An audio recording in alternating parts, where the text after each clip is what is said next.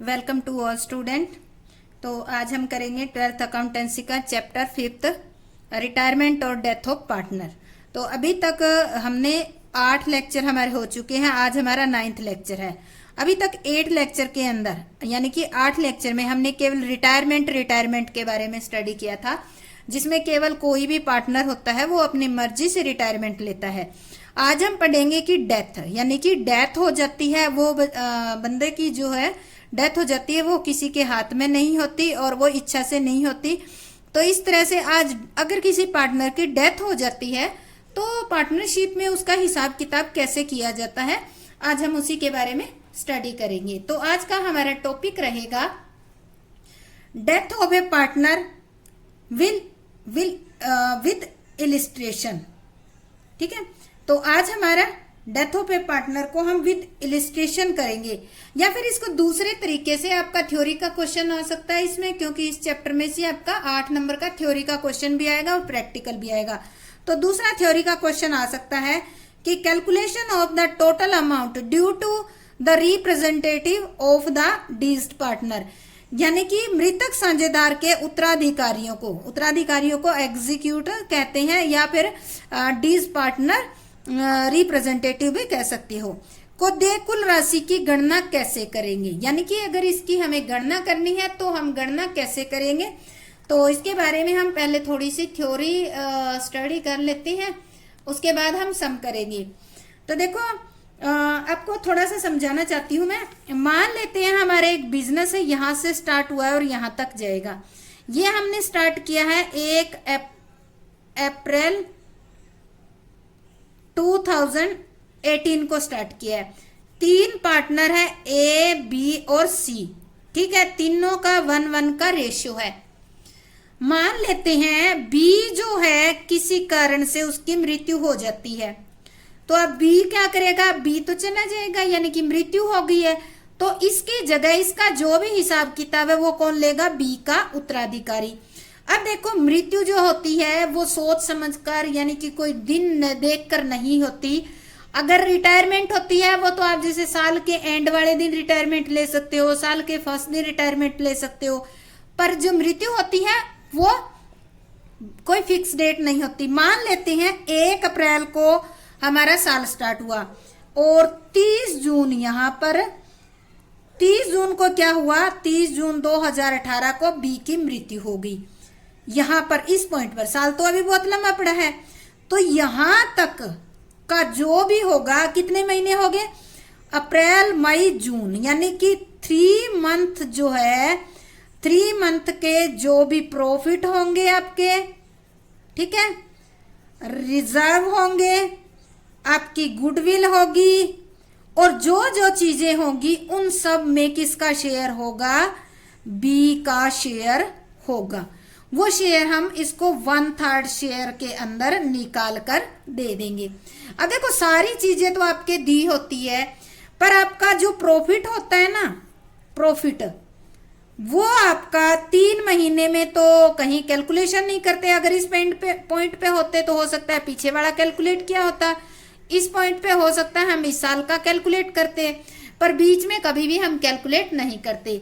तो यहाँ पर इस पॉइंट पे हम प्रॉफिट की कैलकुलेशन करेंगे, वो पिछले साल के प्रॉफिट के बेस पर या पिछले साल की सेल के बेस पर।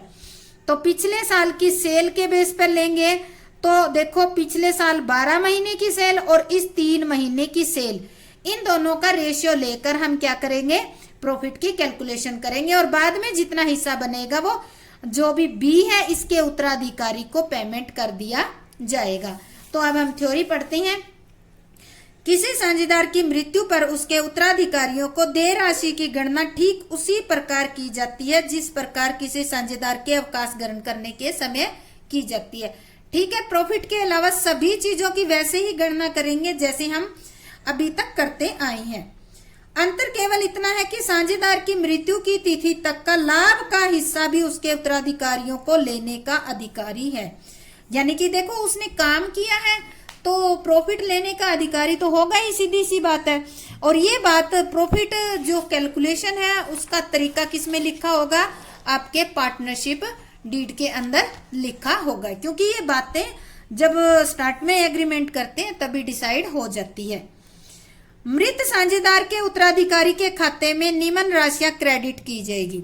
अब देखो, जो उत्तराधिकारी है उसको कौन कौन सी राशियां क्रेडिट की जाएगी कैपिटल अकाउंट में, यानी कि जो मृत साझेदार है उसके जो उत्तराधिकारी है वो कौन कौन सी राशि लेने का अधिकारी है। जिस तरह से आपने रिटायरमेंट वाले में किया था, कैपिटल अकाउंट में जो जो चीज आप क्रेडिट करते थे, सेम वही चीजें हम इस अकाउंट में भी क्रेडिट करेंगे। देखो, पूंजी, उसके जितनी भी पूंजी है उसकी वो पूंजी क्रेडिट करेंगे। गुडविल, जो गुडविल का हिस्सा यानी कि वो दूसरे पार्टनर से लेगा ना, प्रॉफिट का शेयर दे रहा है ऑटोमेटिक, यानी कि उसकी मृत्यु होगी तो प्रॉफिट का शेयर दूसरे पार्टनर को मिलेगा, तो गुडविल का हिस्सा, पूंजी पर ब्याज जो है वो भी क्रेडिट करेंगे हम, और रिवैल्यूएशन का प्रॉफिट और लॉस यानी कि प्रॉफिट जो है उसको क्रेडिट करेंगे, और कोई अनडिवाइडेड प्रॉफिट रिजर्व है तो उनका हिस्सा भी उसके कैपिटल अकाउंट में क्रेडिट किया जाएगा। और मृत्यु की तिथि तक के लाभ, ये लाभ जो है वो मृत्यु की तिथि तक के आएंगे, वो लाभ भी क्रेडिट किए जाएंगे। तो ये वो सारी आइटम थी जो हमें उसके कैपिटल अकाउंट में क्रेडिट करनी है, यानी कि उसको देने के लिए निकालनी है। इसके बाद आता है मृत साझेदार के खाते में डेबिट की जाने वाली आइटम, यानी कि एक पार्टनर जो है उसके खाते में आप क्या क्या डेबिट करते हो वही राशियां यहाँ पर डेबिट की जाएगी। आहरण यानी कि ड्रॉइंग, आहरण पर ब्याज, interest on drawing, assets and liability के पुनर्मूल्यांकन पर होने वाली हानि, क्या चीज है, हानि होगी तो डेबिट होगी।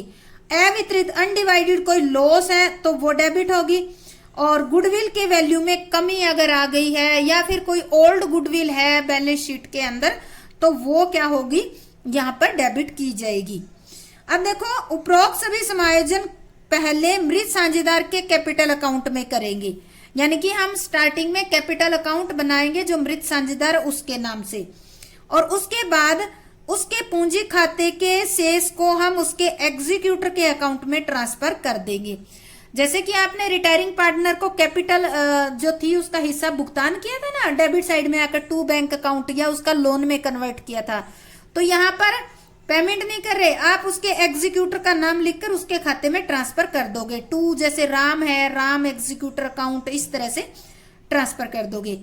मृत साझेदार के उत्तराधिकारियों को यह अधिकार है कि वे अपनी इच्छा अनुसार उन्हें देय राशि पर मृत्यु की तिथि से भुगतान की तिथि तक का 6% वार्षिक ब्याज भी प्राप्त कर सकती हैं या प्रॉफिट में हिस्सा। अब देखो, इनके पास दो ऑप्शन आ जाते हैं, या तो मृत्यु की तिथि तक आप लाभ में हिस्सा ले लो या फिर आप कैपिटल पर जो भी आपका हिस्सा बनता है कैपिटल का उस पर ब्याज ले लो। तो ये दोनों तरीके हो सकते हैं। अब आती है बात प्रॉफिट की, यानी कि और सारी चीजें तो हम पीछे के चैप्टर में पूरे कर आए हैं, सीख आए हैं, पर हमें प्रॉफिट की कैलकुलेशन करना यहाँ पर सीखना होगा कि प्रॉफिट की गणना कैसे की जाती है जब किसी पार्टनर की डेथ हो जाती है तब।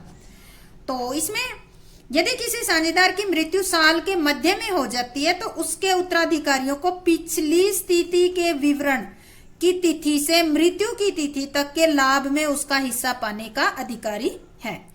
ऐसे लाभ की गणना दो विधियों से करेंगे हम, एक तो होती है समय के अनुसार और दूसरी होती है बिक्री के अनुसार। ये बहुत ही इंपॉर्टेंट है, 8 नंबर का क्वेश्चन भी आ जाता है कई बार है, explain the calculation of profit when partner dead, यानी कि जब पार्टनर की मृत्यु हो जाती है तो प्रॉफिट की गणना कैसे की जाएगी।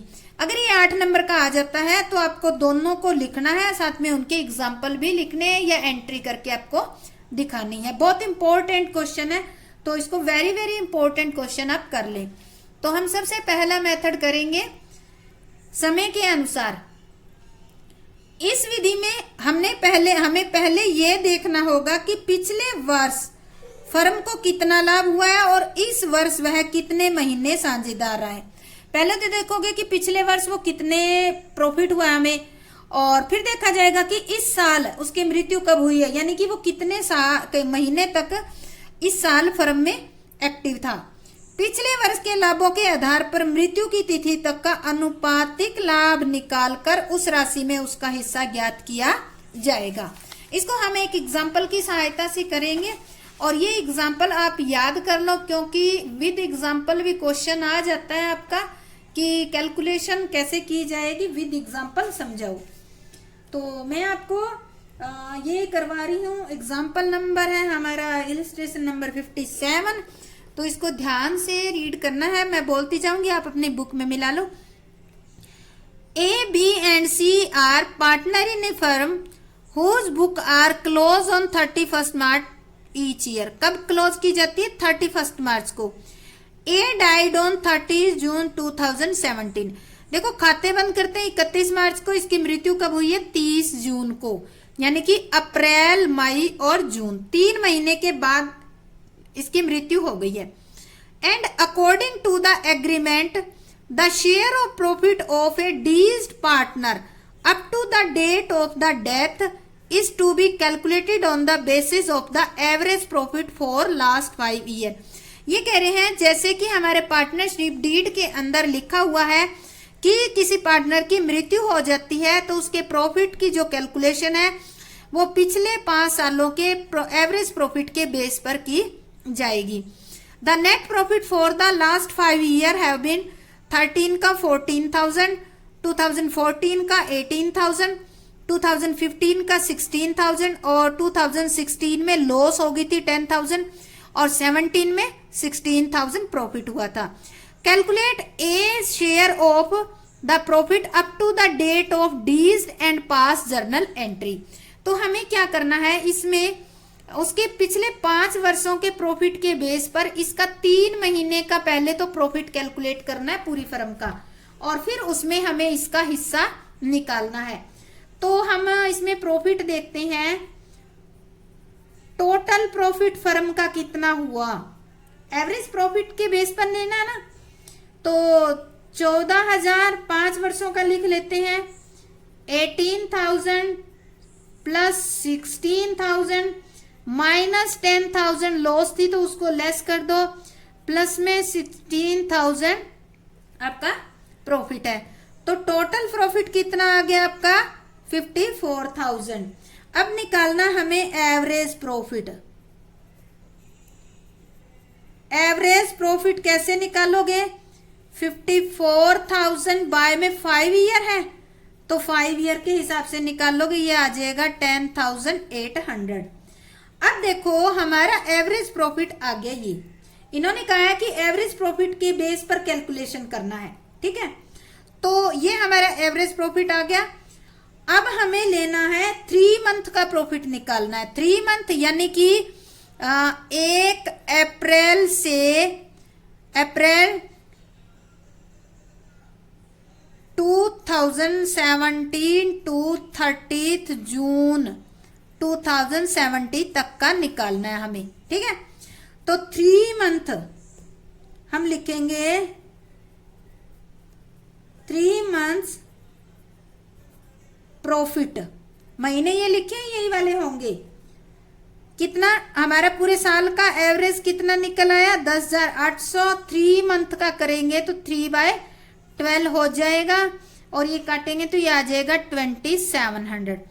3 मंथ का प्रॉफिट कितना आ गया? 2700। अब देखो ये पार्टनर थे, इनका रेशियो नहीं दे रखा तो ये इक्वल इक्वल होंगे तीनों, ए बी और सी। तो इसमें हम निकालेंगे 1/3 share of A up to the date of death. ये ध्यान रखना है आपको। तो देखो 3 महीने का प्रॉफिट कितना आया? 27। 3 महीने का ये 2700 है, इसमें तीनों का हिस्सा है। पर ये पार्टनर कितने का है? 1/3 का शेयर लेगा। तो 1/3 कितना आ गया इसका? 900 रुपए। तो ये 900 जो है इसका प्रॉफिट का शेयर आ गया है। अब देखो इसकी एंट्री कैसे करेंगे, क्योंकि इसके कैपिटल अकाउंट में हमें क्या करना है? क्रेडिट साइड करना है, प्रॉफिट है। तो हम इसकी एंट्री करेंगे, कितनी तारीख को करेंगे? 30 जून 2017, ये ध्यान रखना। तो हम करेंगे profit and loss suspense account debit to, कौन सा पार्टनर है, एज कैपिटल अकाउंट 900। ठीक है, नरेशन लिखेंगे as share of profit till the date of death. ये प्रॉफिट आया हमारा till the date of death. अब देखो यहाँ एक नया बात आई है, यहाँ लिखा हुआ है सस्पेंस अकाउंट। आपने अभी तक तो कभी सस्पेंस अकाउंट है, सस्पेंस अकाउंट आपने अभी तक तो कभी सस्पेंस अकाउंट नहीं लिखा। Profit and loss suspense account लिखा है। क्यों लिखा है?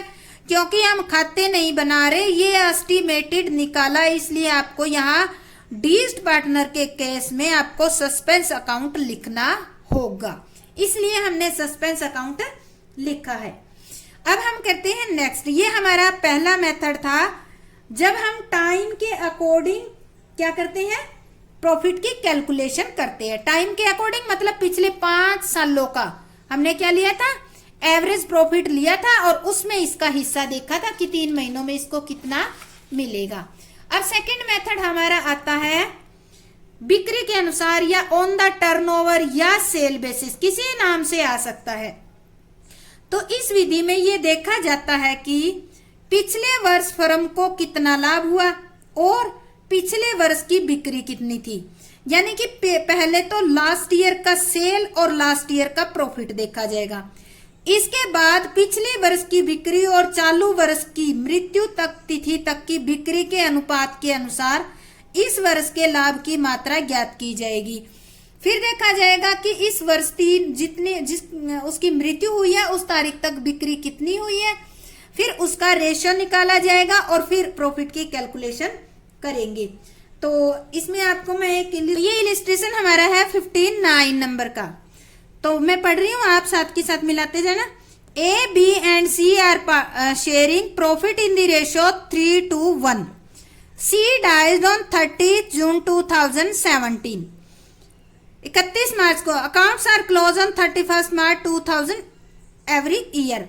इसकी मृत्यु होगी 30 जून को और खाते हम हर साल करते हैं 31 मार्च को, यानी कि खाते बंद करने के 3 महीने के बाद इसकी मृत्यु हुई है। Sale for the year ending 31 March 2017 amounted 6 lakh. जो पिछला साल था 31 मार्च को खत्म हुआ, उसकी हमारी बिक्री कितनी थी, 6 lakh. Sale from 1 April 2017 to June 2017, यानी कि 3 महीनों की बिक्री कितनी हुई हमारी, 2,40,000। The profit for the last year, और लास्ट ईयर जिस साल हमारी सेल 6 लाख की हुई थी उस टाइम प्रॉफिट कितना हुआ, 30,000। Calculate the deceased partner share in the current year profit. Current year के प्रॉफिट में हमें इस पे निकालना है। तो सबसे पहले तो इनका रेशियो देखो, रेशियो कितना दे रखा है, तो इनका रेशियो लिखना जरूरी है। कौन कौन पार्टनर है ये आपके, ए, बी और सी। इनका रेशियो है 3, 2 और 1। अच्छा, इसमें मृत्यु किसकी होती है, सी की होती है। सी की मृत्यु होती है तो सी का शेयर कितना है, 1/6 शेयर है। तो अब हम देते हैं पिछले साल की सेल हमारी कितनी है, 6,000। तो हम ले लेंगे इफ सेल्स आर ₹6 लाख, इसी तरीके से करना आप। Then profit is 30,000। पिछले साल हमने 6 लाख की सेल करके प्रॉफिट कितना लिया, 30,000 रुपए। अगर 1 रुपए की सेल हो तो प्रॉफिट हमारा कितना हो जाएगा, 30,000 बटे में 6 लाख। ठीक है, अगर हम कहते हैं कि इन 3 महीनों की सेल कितनी है, इन 3 महीनों की सेल हमारी है 2,40,000 रुपए, देन प्रॉफिट कितना होगा, 30,000 डिवाइड बाय में 6 लाख इंटू में 2,40,000।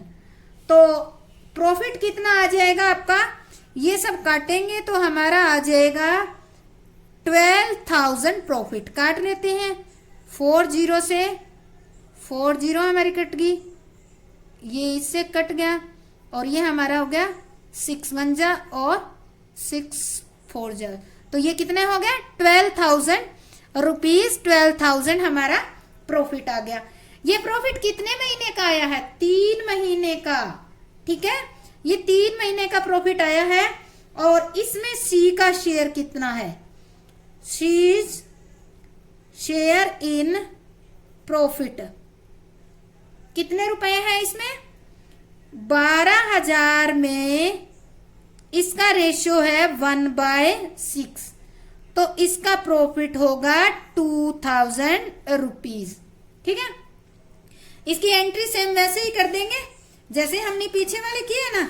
Profit and loss suspense account debit to C's capital account 900 रुपए लिखा है, यहां हम लिख देंगे 2,000 रुपए। तो ये हमारा दोनों मेथड के अकॉर्डिंग सम था।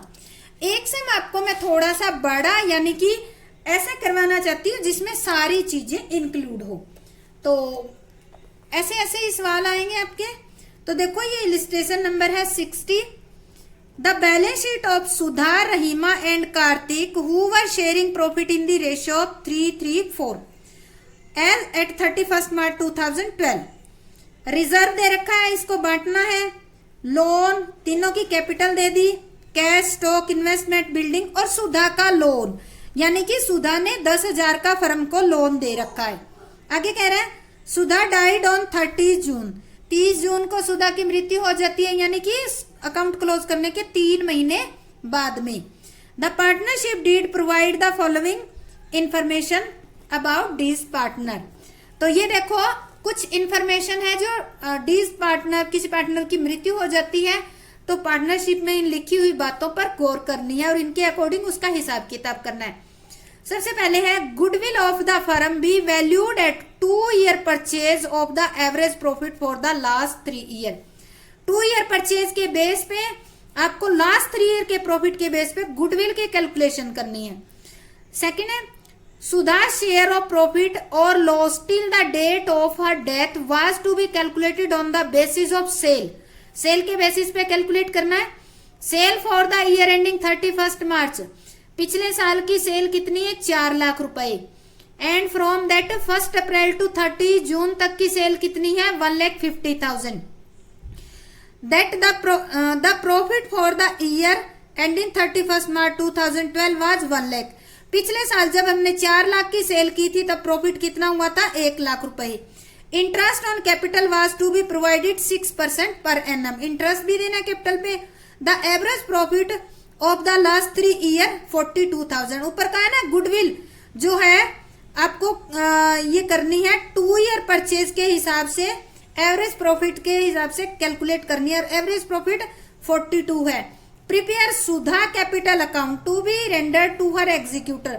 सुधा का कैपिटल अकाउंट बनाना है और इसका जितना भी हिस्सा होगा इसके एग्जीक्यूटर को हमने ट्रांसफर करना है। तो हम कैलकुलेट करते हैं, यहाँ पर लिखते हैं। मैं यहाँ पर ये बना लेती हूँ, दो पार्ट बना लेती हूँ। ठीक है, यहाँ पे बनाएंगे हम वर्किंग नोट। वर्किंग नोट और सबसे पहले तो यहाँ बनाएंगे हम केवल एक ही पार्टनर का बनाना है ना हमें। यहाँ बनाएंगे हम सुधा का कैपिटल अकाउंट। ये सुधा का कैपिटल अकाउंट हो जाएगा। ठीक है, तो पार्टनर कितने हैं? रेशियो लिख देते हैं इनका। रेशियो है इनका, ये 3 पार्टनर है। मैं नाम भी लिखती हूं, सुधा, रहीमा और तीसरी कौन है? तीसरा है कार्तिक। सॉरी दिख नहीं रहा है। सुधा, रहीमा और कार्तिक, इनका रेशियो कितना है? 3, 3 और 4। इसमें से डेथ किसकी हो जाती है? सुधा की हो जाती है। इसकी होएगी तो इसके कैपिटल अकाउंट हम बनाएंगे। यहां पर लिखेंगे सुधास कैपिटल अकाउंट। ठीक है, यहाँ पे रुपीज लिख लेंगे, इधर रुपीज, और ये आपको पता ही है कि यहाँ पे पर्टिकुलर आ जाएगा और यहाँ पर भी पर्टिकुलर आ जाएगा। ठीक है, तो देखो अब इसकी मृत्यु होगी तो गेनिंग और न्यू रेशियो कितना होगा, 3:4 का होगा आपका, ये ध्यान रखना आप। ठीक है, ये 3:4 का रेशियो रहेगा। तो सबसे पहले आपको क्या कैलकुलेट करना है, नंबर 1 आपको कैलकुलेट करना है वैल्यू ऑफ फर्म गुडविल। ठीक है, फर्म की गुडविल कैलकुलेट करनी है। 42,000 एवरेज प्रॉफिट दे रखा है, इनटू में 2 ईयर परचेज है, तो गुडविल आपकी कितनी होगी, 84,000। ठीक है, अब इसमें निकालेंगे सुधा शेयर इन गुडविल। 84,000 में सुधा का शेयर कितना होगा, 3/10। तो सुधा 25,000 रुपए, 25,200 रुपए किससे लेगी, ये लेगी गेनिंग रेशियो में। गेनिंग रेशियो कितना है, रहीमा और कार्तिक का 3/4 का है, तो रहीमा गेन कर रही है, रहीमा गेन लिख देते हैं, उससे पता चल जाएगा। तो गुडविल जो है 25,200 का 3/7, रहीमा कितना देगी, 10,800, और कार्तिक कितना देगा, कार्तिक देगा 25,200 का 4/7, यानी कि ये देगा 14,400। ठीक है, ये पहला पॉइंट हमारा हो गया। अब इसके बाद हम करेंगे सेकंड नंबर पे कैलकुलेशन ऑफ प्रॉफिट। ठीक है, देखो पूरे साल की आपकी सेल कितनी दे रखी है, इफ सेल कितनी है, 4 लाख रुपए, देन प्रॉफिट कितना हुआ था आपको, प्रॉफिट हुआ था 1 लाख। ठीक है,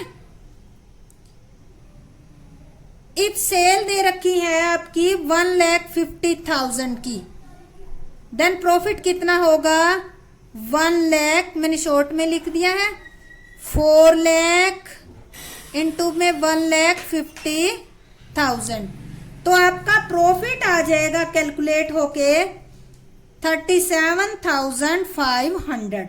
अब इसमें निकालना है सुधा शेयर, सुधा का शेयर 37,500 में कितना होगा, 3/10, तो 3/10 करेंगे तो सुधा को मिलेगा 11,250 रुपए। ठीक है, ये हमारी कैलकुलेशन होगी, हमने कर ली इसकी कैलकुलेशन।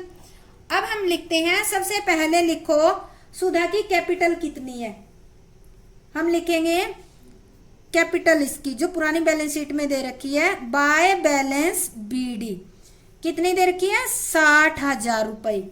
इसके बाद जर्नल रिजर्व है, बाय जर्नल रिजर्व कितना दिया हुआ है, ये दिया हुआ है 10,000 इंटू में 3/10, ये हिस्सा होगा इसका, तो 3,000 हो जाएगा। इसके बाद बाय गुडविल कौन कौन दे रही है, रहीमा कितनी दे रही है, 10,000, रहीमा कैपिटल अकाउंट, रहीमा कितनी दे रही है, 10,800, और by Kartik capital account, Kartik कितना दे रहा है, 14,400, ये हमने कैलकुलेट किया था ना यहाँ पर, यानी कि गेनिंग रेशियो में ये गुडविल उसको देंगे। इसके बाद हमने क्या कैलकुलेट किया था, प्रॉफिट का शेयर, तो हम लिखेंगे by P and L suspense account, कितना किया था हमने, 11,250। इसके अलावा क्वेश्चन में ये दे रखा है कि इंटरेस्ट देना है आपको कैपिटल पे, तो हमारा एक पॉइंट और हो जाएगा, bye interest on capital, capital इसकी कितनी है, ऊपर देखो 60,000 रुपए है। इसके आगे 6%, 6/100 कितने महीने की, 3/12, तो ये आ गई आपकी 900 रुपए इंटरेस्ट आ गया। ठीक है, तो इस तरह से हमने ये सारी लिख ली। अब देखो बैलेंस शीट के अंदर सुधा ने फर्म को लोन दे रखा था, एसेट साइड में वो लिख लेंगे हम इसकी, क्योंकि जितना इसने लोन दे रखा है वो तो कम हो जाएगा ना। सुधास लोन अकाउंट, सॉरी सुधा ने, फर्म ने सुधा को दे रखा था, सॉरी फर्म ने सुधा को लोन दे रखा था 10,000 का, तो वो अब भुगतान नहीं करेंगे, अब इनका टोटल करेंगे तो टोटल आ जाता है 1,350 रुपीज। इसमें से 10,000 लेस कर देंगे तो ये बैलेंस आ जाएगा 90,350। ये किसको देना है, सुधा की तो डेथ होगी, अब सुधा का जो उत्तराधिकारी है उसके नाम से हम ट्रांसफर कर देंगे। सुधास, या लिखेंगे एग्जीक्यूटर उत्तराधिकारी के अकाउंट में हम ट्रांसफर कर देंगे, और हमारा अकाउंट जो है 1,350 से क्लोज कर देंगे। तो इस तरह से अगर किसी पार्टनर की डेथ हो जाती है तो हम इस तरह से कैलकुलेट करके अकाउंट बनाते हैं। तो आपको अगर ये लेक्चर समझ आ गया है तो मेरे चैनल को लाइक, शेयर और सब्सक्राइब जरूर करें। जय हिंद, जय भारत।